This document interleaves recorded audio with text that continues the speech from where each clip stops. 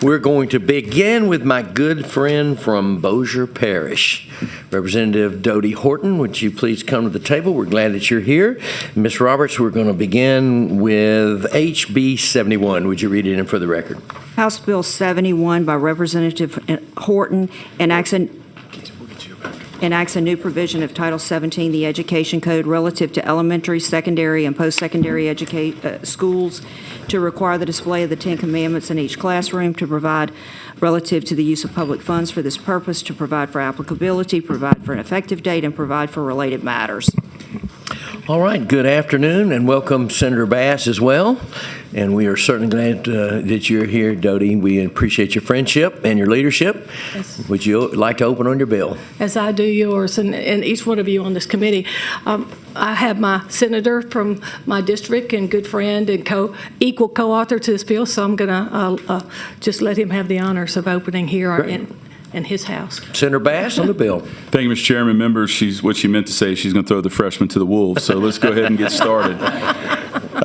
Thank you guys for having us today. We're here today, very important topic to both Representative Horton and myself. What we're doing here today is we're putting in a very important piece of legislation in front of you about putting an historical document in the classrooms. We have with us today Matt Krause. What's changed? In 1980, there was a law called the Lemon Law, or the Lemon Test. In essence, it was 3 questions about what could and could not be included in the classroom. There's been recent legislation that's come through the Supreme Court changing that to a historical document test. And so what we're going to talk about today is the historical significance of the Ten Commandments, why we're going to do it, and why legally that will hold up.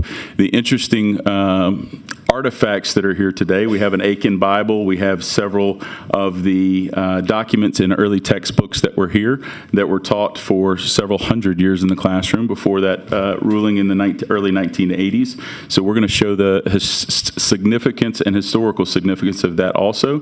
As you may know or may not know, I learned this recently. The Aiken Bible is the only Bible that was sanctioned by Congress. I was told there's 33 of them, I think, that are in existence today. So it's a very, very rare document. So I'm going to let Mr. Krause, Matt Krause, speak to you now. He's the one that argued for the historical significance test in front of the Supreme Court. So, Mr. Krause. Good afternoon, Mr. Krause. So would you introduce yourself for the record? Yes. Good afternoon, Mr. Chairman. Thank you for the opportunity to be here. My name is Matt Krause, and I'm with First Liberty Institute, the nation's largest and leading religious liberty organization in the country that focuses solely on defending and advancing religious liberty. And so First Liberty Institute was the organization that had the Coach Kennedy case. And if you'll remember, back in 2022, there was a high school coach who, after every game at Bremerton, Washington, wanted to go to midfield and pray after every game just to thank the Lord for the opportunity he had to invest in the lives of these men that he coached. The school district said you can't do that, and he was terminated in the process. And it was a long, several years battle, but we finally got that case up to the Supreme Court in 2022, and they said, no, you absolutely have a right to pray after the game. It's part of your constitutional rights to do that. Along with that, as Senator Bass said, they not only gave him the right to pray, but they took away what was called the Lemon Test, and that was a test that had been used since the 1970s to prohibit public displays of religion time and again, thousands of times in those 50 years. And so one of those key cases, as Senator Bass said, was the case of Stone v. Graham out of Kentucky in 1980, when the Supreme Court, in a 5-4 per curiam opinion, which means it wasn't detailed, it wasn't lengthy, they just said, you've got to take the Ten Commandments off the wall. There was a 16 by 20 display on schoolhouse walls in Kentucky, and they said that can't be up there anymore because of the Lemon Test. No other reasoning, no other analysis. Now that we have the Coach Kennedy case that has taken away that Lemon Test and instead replaced it with the history and tradition test, we feel very confident that it is now perfectly constitutional to put the Ten Commandments back up on the walls, because there's not a document in our nation's history that has more history and tradition than the Ten Commandments. And my colleague Tim Barton will talk about a little bit more of that later on. But we feel very secure that the Ten Commandments on schoolhouse walls passes that new history and tradition test, and we're happy to answer any questions you might have. Again, as the leading experts in religious liberty defense in the country, we feel very assured in our position. And Mr. Chairman, if I may add, of course, I couldn't just say nothing.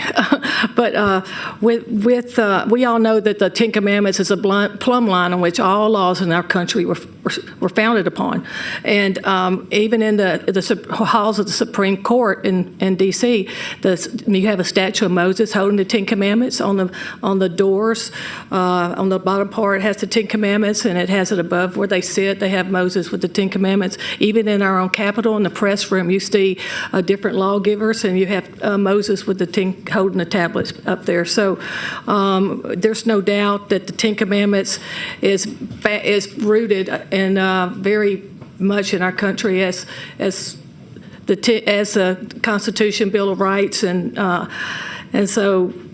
And I would just like to add that in 2011, our own Democrat House Representative Patrick Williams, which was a wonderful man, he passed a bill to put the Ten Commandments statue back on state property. And he justified the bill saying the significance is historical. Our laws are based on the Ten Commandments. In fact, without them, a lot of our laws would not exist. And the bill passed unanimously. And it's in statute. And what's also in statute is the statement that has to be made next to any display on our Capitol property. And it states, American law, constitutionalism, and political theory have deep roots in religion. American ideals about liberty, freedom, equality, legal responsibility, and codes of law, to mention a few, have roots and underpinnings in religion and biblical literacy. The Ten Commandments, which are found in the book of Exodus in the Old Testament of the Bible, was one of the earliest written expressions of law to be incorporated in American legal system. The Ten Commandments, or the law of nature, also impacted the Declaration of Independence, which refers to the laws of nature and of God. And so we know that the Ten Commandments will stand the test of the historical documents. And for almost 3 centuries, the Ten Commandments were posted on the walls of our classrooms for almost 3 centuries. And so we're trying, now that we've been given the religious liberty to do so, right the wrong that was done in that earlier ruling. But thank you for your indulgence. All right, I know we have some that'll be testifying, but let's walk through just a little bit of the bill so that we understand what the bill does or doesn't do. First of all, I think in page 2, and I'm going to read from line 12, this subsection does not require a public or non-public governing authority to spend its funds to purchase displays. Correct. So you All donation. clarified only donation, or later in the bill, I believe they could take, I'm sorry, I'm going to jump forward into page 3. I think that it lists donated funds. Yes. To does. purchase such displays. Yes. That's the it way does. It does. we understand, because I know people always ask, we're spending taxpayers' dollars, this is what we're doing, et cetera. We're not requiring that. No requirement on the bill does not require. No, sir, Mr. Chairman. No unfunded mandate, nor are we asking that they be taught, just to be displayed. All right. Now, along with that, I'm assuming that this legislature has passed an In God We Trust in schools. Yes, sir. And it looks like to me it's similar in the fact that the same type of banner or sign or about the same size. We're not talking about taking up a whole classroom wall or any of those kind of things. Could you speak to that? Yeah, yes, sir. It's the same. It's the same dimensions as the In God We Trust poster needs to be, and we do stipulate that it needs to be placed in a prominent location. But other than that'll be up to the teacher's choice of what he or she feels is prominent. But All right, it is exactly as the In God We Trust. I'll call our attention to page 2, lines 22 and 23, which talks about the frame document of at least 11 inches by 14 inches. Because I know that's been one of those questions, again, where we're not talking about taking up an entire school building or wall or... No. Again, that's the same size as was in the national motto bill that Representative Horton also ran on the In God We Trust. So it's the same size Identical. as that document. Yes, sir. Identical. Okay. All right. I know we have some others that want to come to the table. We'll ask some more questions at that time. Mr. Senator Chairman, Bass. yes, if you'll indulge me one more moment, there is an amendment that was added on the House floor. In speaking with the expert that argued this in front of the Supreme Court, unfortunately, we don't believe that that is going to be constitutional. I've spoken with staff. I know we're going to do a floor amendment to try and remove those, but I was hoping while we have the foremost expert here, he can testify as to why that needs to be done. Okay, members, we're not going to make a move to remove that. Let's be clear today. Staff is not prepared for a couple of different sections that it takes to get it correct. So you'll offer to remove that, and I'm assuming you'll handle that, and offer to remove that on the Senate floor. Yes, sir, Mr. Chairman, I will, but Mr. Krause flew in today and is the foremost expert on this. So I just want to make sure that we have on the record why we're doing that when we get to the floor. Mr. Krause, only on, for this moment, and we'd be welcome any of your testimony, but just now on the amendment. Yes, sir. Mr. Chairman, thank you for the opportunity to weigh in on that. We would encourage the Senate to strip that amendment.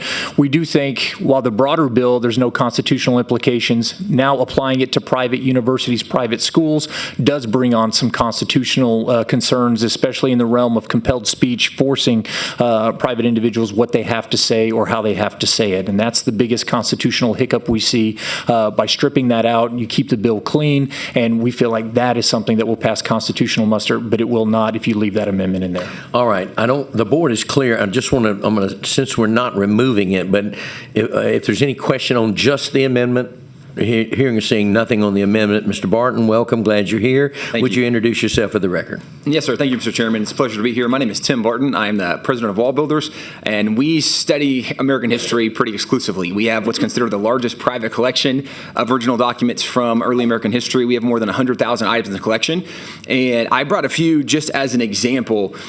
This is a New England primer. It's the first textbook that was printed in English in America. It was first published in 1690.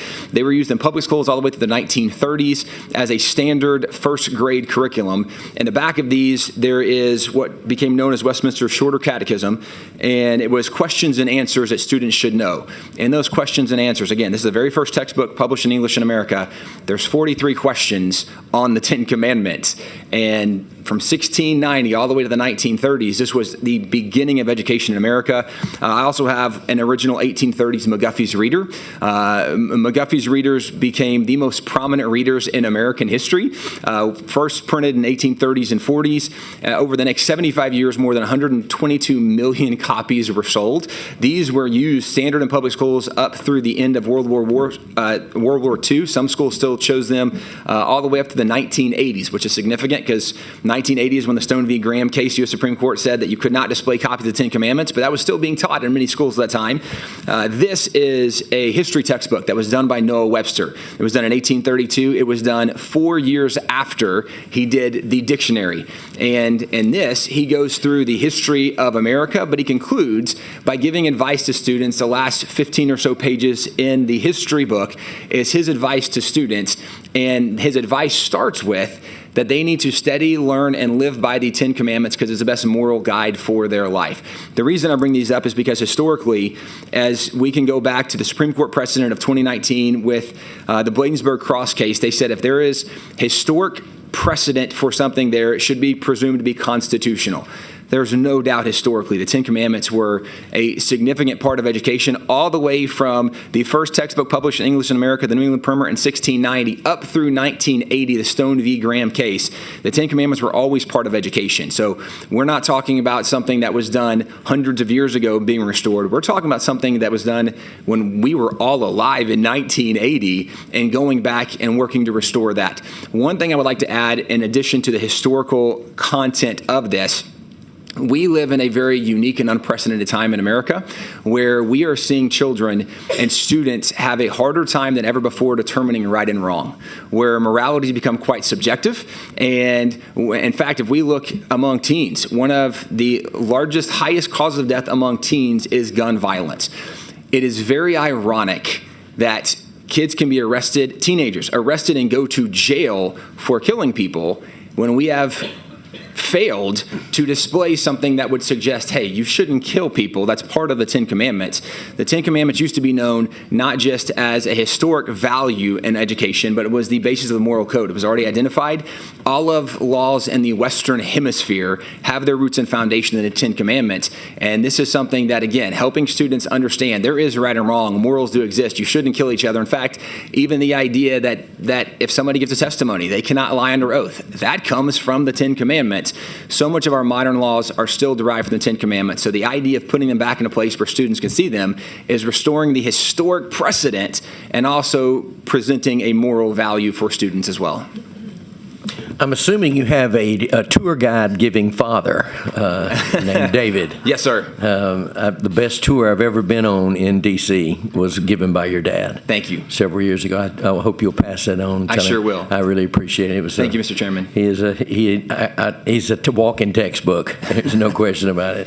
Well, thank you for being here today. We have one other green card, and that's from Dr. Will Hall from the Louisiana Baptist Office of Public Policy. Dr. Hall? You're going to wave? Thank you, Dr. Hall. All right. The board is clear. Do have let me read in for the record quickly.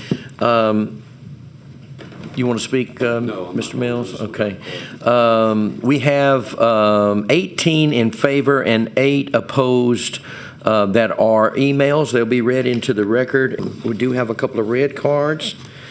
And if I could, I believe we have someone that wants to speak. We do, so we have a couple. So if I could ask you guys to exit the table, we'll do that in just a moment. We have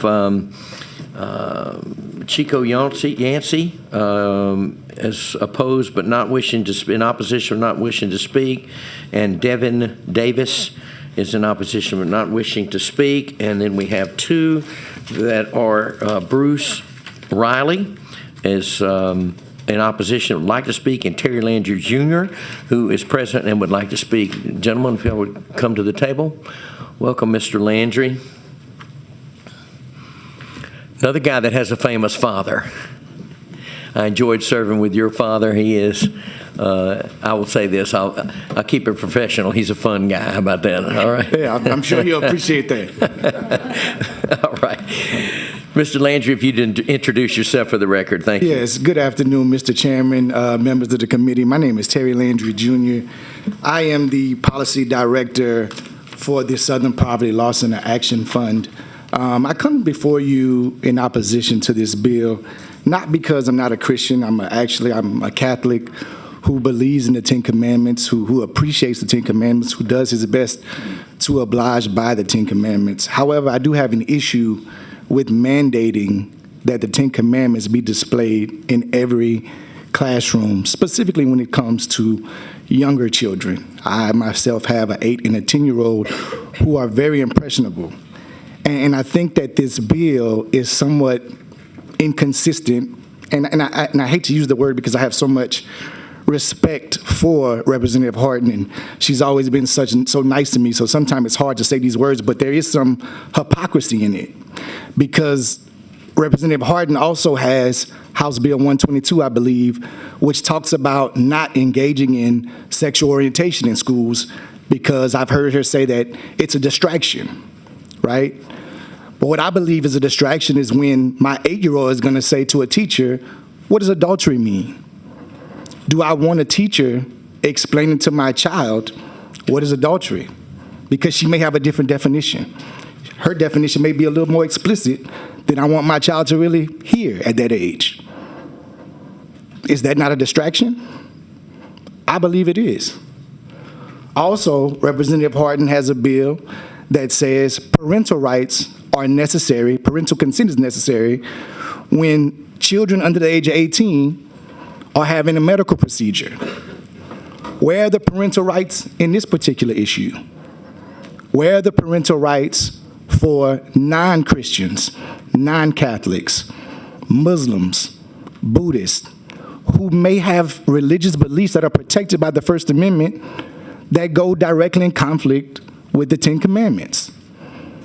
Those things have to be considered, and I think in this situation, under this law, those things are failing. Another issue is that this body has repeatedly upheld the death penalty. Even in this past session on crime, we even reinstated a cruel and inhumane process, which is the electric chair. If I'm not mistaken, one of the 10 Commandments says, "Thou shalt not kill." And I'm a firm believer that when you electrocute someone, you're killing them. And I believe that to be hypocritical. You can't enforce one part of the law and then come back and say, well, under these circumstances, this part of the law is okay. I just feel that we can do better. Children, like I said in my beginning, are very impressionable. They ask questions.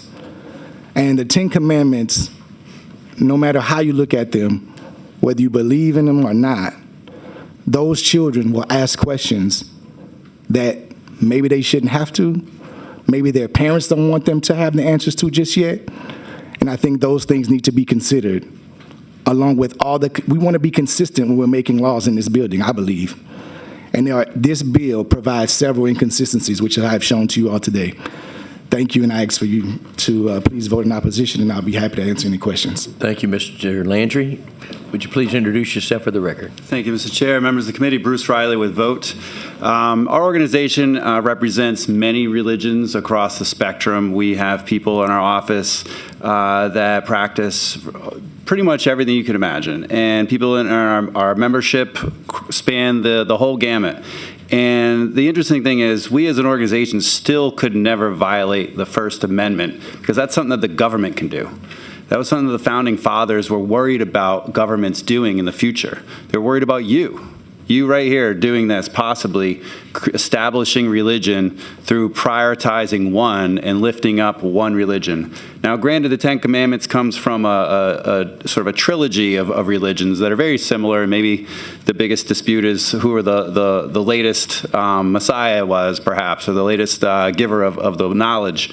Some of us practice other religions, some of us do practice that religion, but we all acknowledge that there's no space for that in our schools. There's no space for that being prioritized in any kind of way. I think Mr. Landry touched on a lot of great points that I would have mentioned, and I just think that you need to look at yourselves and think about the Founding Fathers, who were very, very clear about not having an establishment of religion, because they too even disputed. If you read their journals and their writings, they disputed greatly about how to practice their religion and its involvement in the government. And so this is a government overreach, and this is putting things in our schools that we do not need. And again, I'll just say this, no teacher actually wants my 15-year-old daughter asking them about what is adultery, because she is such a little wise guy that she's going to make you so uncomfortable. And the sponsor of this bill might be uncomfortable if had to confront my daughter and her little wit about adultery and coveting thy neighbor's wife and that sort of thing. And I think if we're going to try to keep things like sexual orientation or discussions of gender and sex out of the schools, we're definitely not helping it by putting in something about coveting thy neighbor's wife. Thank you. All right. All right, the board is clear. I do have another green card. Gene Mills, didn't check a box, just in favor, not wishing to speak. All right? All right. If you'd like to close, Representative Horton, Senator Bass. Thank you, Mr. Chairman. I'll close with this statement and then ask for favorable passage. Mr. Landry said we can do better. I couldn't disagree more. I think this has a historical significance. I think the Supreme Court has changed the way that we measure that, and Mr. Krause, who argued this case in front of the Supreme Court, has given us what that is. So again, this is about the historical significance of the 10 Commandments, which is, again, in the Supreme Court and several other places. I would ask for favorable passage, and anything that Representative Horton would say, I would welcome. Just quickly, in reference to a bill you'll be hearing soon, we just ask that the teachers teach according to the state standard. That's it. Not my standard, state standard. But for us, this bill, John Adams said, our Constitution was made only for a moral and religious people. It is wholly inadequate to the government of any other morality, virtue, or the foundation of our republic, and necessary for our society to be free. I didn't write the 10 Commandments, God did. So they're appropriate for us all. I appreciate your favorable passage. All right, the board is clear, just to remind, there is an amendment on the bill. That amendment will be attempted to be removed for the purposes that we heard earlier in testimony on the Senate floor. With that being said, I see you moved chairs on me. Senator Hodges for a question. It's not a question. I would just like to, at the appropriate time, I'd like to move favorably. All right, it is the appropriate time, and Senator Hodges moved favorable on HB 71. Any objections? Hearing and seeing no objections, HB 71 will be reported favorable. Thank you, committee members. Thank you, Mr. Chairman. Thank you, Mr. Chairman. Thank you to our committee. experts. House Bill 71 by Representative Horton is an act to amend Title 17 relative to elementary, secondary, and post-secondary schools to require display of the 10 Commandments in each classroom. Senator Bass. Thank you, Mr. President. Members, this is a bill that it's going to require in each classroom the 10 Commandments to be displayed. There has been a case that has come through the court system recently to change the test from the Lemon test to a historical significance test. And I understand Senator Morris has some amendments on the bill. Amendments sent up by Senator Morris. They are set number 3759, 3759. Senator Morris. Thank you, Mr. President. Member, this is a set of amendments that have been vetted by the Solicitor General of the state to assure constitutionality and clarify the legislative intent with respect to this document, inasmuch as the purpose is not solely religious to have the 10 Commandments displayed in our schools, but rather it's also its historical significance, which is simply one of many documents that display the history of our country and the foundation for our legal system. And with that, I would move to have the amendments be adopted. And I do see a question. Talked a little too long.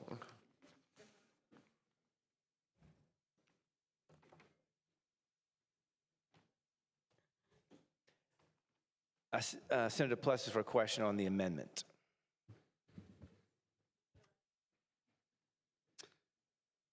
Yeah, this is it's a lot in this amendment, and you said it had been vetted for constitutional muster through the Attorney General's, the Solicitor General's office, and I'm trying to understand what this amendment is doing. It's adding language just to express our intent with why the bill's passing for historical context, and and that's supposedly based upon what you've been told that will provide the constitutional cover that this bill clearly lacks? Not just that.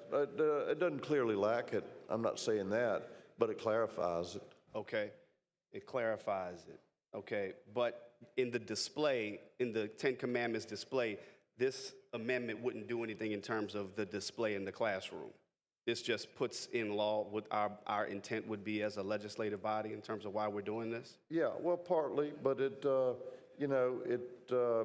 explains the historical significance of it and the other documents that have historical significance, which can be displayed alongside the 10 Commandments.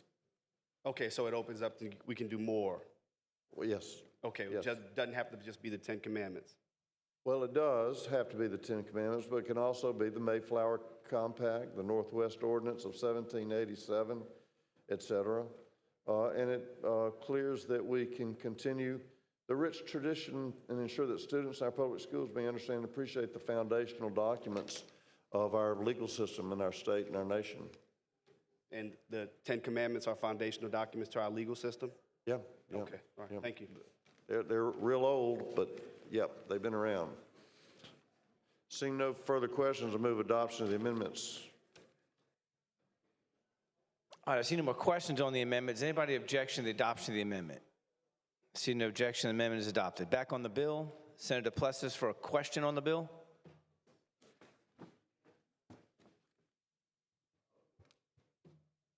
Good, Royce? You good? Okay. I know we just adopted an amendment that Senator Morris believes gives us more constitutional cover. I assume you believe this bill is constitutional. I think this bill has serious constitutional problems. Do you know of any other states in the country that have such a law? I do not, but the gentleman that argued the case that overturned the limit test, the historical significance test, testified in committee about that process, and my understanding from both him and others, yes, it would stand up to constitutional scrutiny. But we would be the first state in the country to do something like this. As far as I know, I don't know if any other state has done it, but that doesn't mean that's not the case. Why do we need this? Why do we need this? Yes. This is a historical document that the laws of this country are founded on. There's even a Bible, the Aiken Bible, that was sanctioned by Congress. I mean, I think it has significant historical significance as far as where our country came from and the principles with which we were founded on, as well as the laws in this country. I would think that you would also agree that that has a historical significance to it. There are a lot of things that have historical significance as it relates to the founding of this nation. But we're expressly putting the Ten Commandments. Why are we limiting it just to the Ten Commandments? There are a lot of documents that are historical in nature. Why do we need this? But Representative Horton and I didn't bring this bill on those documents. We brought it on the historical significance of this document. If there are other bills that have historical significance on those documents, I'm sure legislators will bring those in the future. Okay. We recently passed a bill out of this body.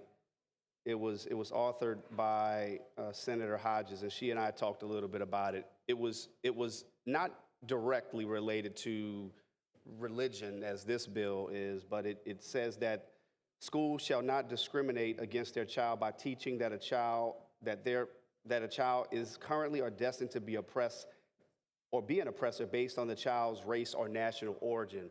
Could it not be said that a child's national origin, if they are not born or from America, but they attend schools in Louisiana and their religion is tied to their national origin, that they could feel oppressed if they are not Christian and they were not raised to believe based on their national origin that the Ten Commandments are part of their history? Well, Senator Plessis. Could they not be made to feel oppressed by walking into a classroom with the Ten Commandments in every day? Well, Senator Duplessis, it feels like you're trying to make this a religious argument, and although this is a religious document, this document is also posted in over 180 places, including the Supreme Court of the United States of America. I would say is based on the laws that this country was founded on, this has a significant historical significance. So you're saying the Ten Commandments have nothing to do with religion? No, I'm not saying they have nothing to do with religion, but I am saying they have a valuable historical reference in our history as it pertains to how our country was founded, including the laws in which they were founded on, and there are significant historical artifacts that were brought to committee to go ahead and expound on the fact that this is one of the items that has a historical significance in our country and needs to be proudly displayed in the classroom. Okay, so over the past several years, we've had legislation, not just here in Louisiana, but across the country around what one might consider divisive concepts, that we shouldn't be teaching divisive concepts. We want kids to be kids. We don't want kids to be, quote, indoctrinated. We don't want kids to be oppressed. We don't want kids to be getting anything other than the education that they should be getting. You don't believe that by putting the Ten Commandments or this sort of religion, this is religious at the end of the day. You don't believe that by putting this in classroom, we're engaging in divisive concepts? No. So we're all unified behind this, even people who don't practice Christianity? I would say it has a historical significance as far as the documents and the founding of these countries. Do you not feel it has a historical significance? I'm not asking. We're past the historical significance. We're talking about the divisiveness of it. Is this a divisive concept in your opinion? You feel thou shalt not murder is divisive? I'm asking you, do you believe that posting of Ten Commandments, is it a divisive concept? No. You don't believe it can be considered a divisive concept by someone who does not practice Christianity? I don't feel like thou shalt not murder is divisive. I would say that everyone here would agree with that. Okay. Well, there's been conversation around teachers not being able to talk around conversations around sexuality or sexual behavior. One of the commandments talks about that. Which commandment? Which one are you talking about? Thou shalt not commit adultery. Okay. Okay, so how does a teacher who can't discuss an issue on one hand, then you have the Ten Commandments saying that you can do it on the other hand? Well, you have 180 places in the country, including the Supreme Court, that the historical significance of this document is posted. But we're also bringing bills. My point, Senator Bass, is that we're also bringing legislation that's very conflicting. That's the point I'm making. We're bringing legislation that says, on one hand, we can't talk about these divisive or indoctrinating concepts, but on the other hand, we're saying, but on this hand, we can. And I think it's going to create a lot of problems. So you think the historical significance in the Ten Commandments is an indoctrinating document? I'm not saying that it is. I'm saying some can believe it to be. Who are those some? Many. I mean, not everybody was raised in Louisiana. Not everybody was born in Louisiana. Not everybody practices Christianity. What if you practice another religion? What if you don't practice religion at all? All good questions that I don't have answers to, but the argument here is the historical significance of this document. So the First Amendment's pretty clear. The First Amendment's pretty clear in terms of the state not recognizing, or we recognize the ability to practice religion, but we as a country, we don't pick religion over one, right? We say we don't get in that. You don't believe that this is in any way conflicting with the First Amendment? Well, I believe that we are stamping, we are saying we're putting Christianity, we're putting the First Amendment to the side because the Ten Commandments, you don't think that this in any way conflicts with the First Amendment? I feel there's a lot of arguments that have been made to the Supreme Court as far as the First Amendment goes. This document is displayed in that public building, so I would say that would answer that. Okay, is there going to be a cost associated with this bill? It says in the bill it can be donated or raised funds. Okay, so there's no, but it's mandated. Is it mandated? You have the ability to raise the funds or they can be donated. But it's a mandate. You have the ability to raise the funds or it can be donated. What if you can't raise the funds or find a donor? I don't know what happens then. That's not an unfunded mandate? How do you define an unfunded mandate? When you mandate something, but you don't apply the when you Senator Bass, only funds. Senator Duplessis can ask you a question. You cannot ask him a question. Just the rules of the game. But I'm happy to answer this question for him. An unfunded mandate is when you mandate something in law and you don't provide the funds for what you're mandating, which this bill appears to be doing. I think this bill is very clear in the language and how this goes about happening. It's not, because I'm asking, if you're saying you can donate, you can seek a donation or you can fundraise, what about a school or a classroom that doesn't have the ability to seek a donation or fundraise? I don't know the answer to your question. What do they do? I don't know the answer to your question. Sounds like an unfunded mandate to me, an unconstitutional one. Thank you. Thank you.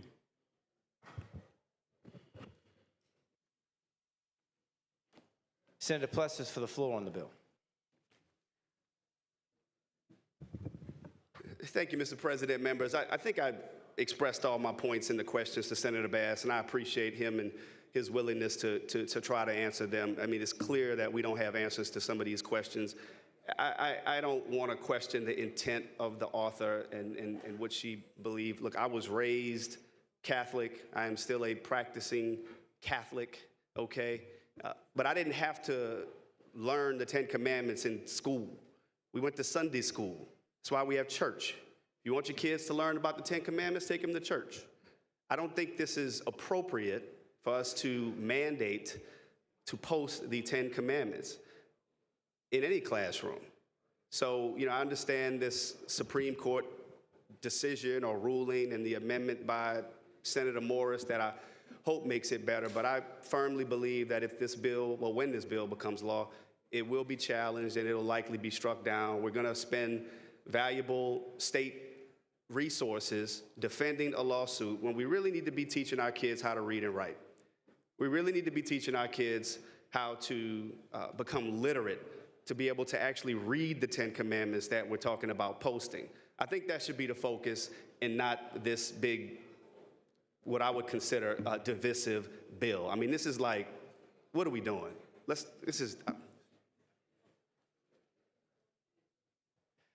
Senator Morris for the floor on the bill.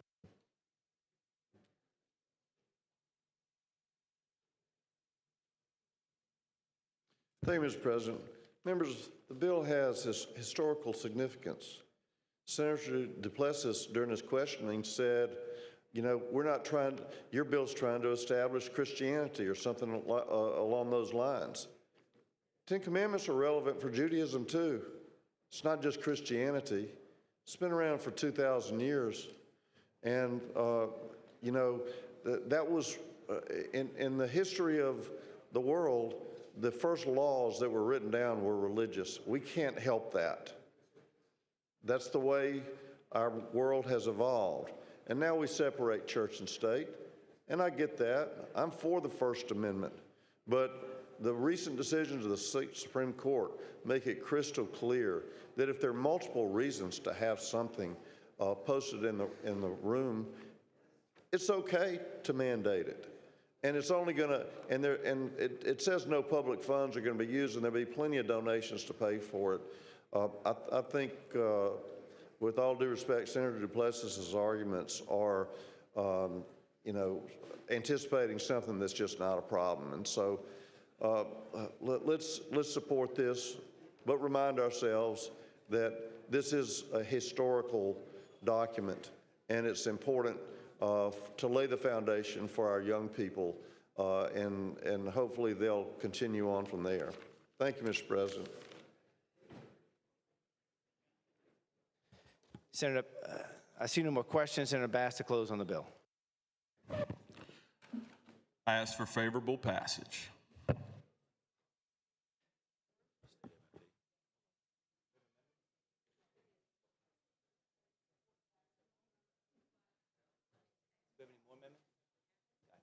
Senator Bass moves final passes of HB 71. Machines rolling, play yes. Those opposed, no vote. Open machines. Vote your machine amendments. Vote your machines.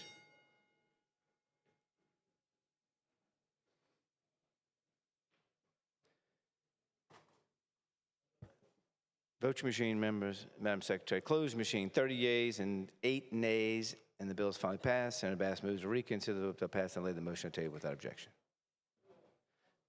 Senator Bass requests machines be open for co-authors. Co-authors, members, co-authors.